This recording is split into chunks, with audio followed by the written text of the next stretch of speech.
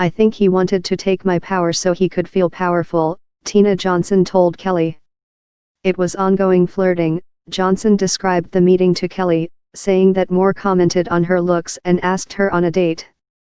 She said the meeting was already difficult for her because she had to rely on her mother to pay for the attorney's services. Moore's behavior made the situation more uncomfortable, Johnson said, but bells went off when he began asking about her other children, 2 girls. She said he asked whether her daughters shared her pretty eyes. When the meeting ended, Johnson got up to leave, with her mother ahead of her. Moore then allegedly took the opportunity to grope her rear. Asked whether she was politically active or had any political motivation for sharing her story now, Johnson said no, none. She felt the need to speak up after hearing another Alabama resident defending Moore's alleged behavior. Roy Moore has a lot of Christian-based supporters, she said. When you're telling me it is okay for you to grope a 14-year-old, there is something wrong. One of those women, Lee Korfman, said she was just 14 when Moore brought her to his home in a wooded area where he kissed and groped her.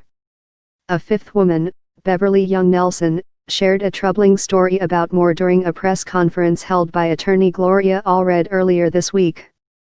She said that while she was working as a waitress at age 16, Moore offered to give her a ride home but instead drove to a secluded area and sexually assaulted her. He was serving as a district attorney in Etowah County at the time. Reported that another woman, Kelly Harrison Thorpe, was working as a waitress at age 17 when Moore asked her out, allegedly telling her, "I go out with girls your age all the time." 2 more women shared stories about Moore in a report published by the Post on Wednesday, saying the incidents occurred when the women worked at an Alabama mall as young adults.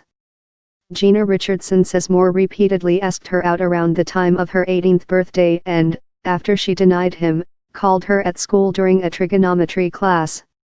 She agreed to a date, but said that a forceful kiss left her scared. The other woman, Becky Gray, said that Moore repeatedly badgered her for a date when she was 22 years old in a way that made her uncomfortable.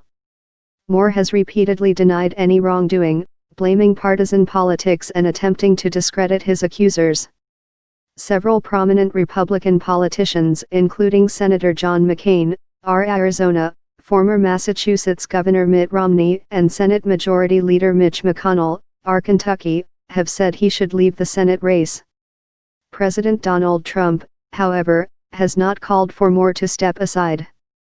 Despite questioning by reporters on Thursday, White House Press Secretary Sarah Huckabee Sanders flatly refused to comment on whether the president supports the embattled candidate.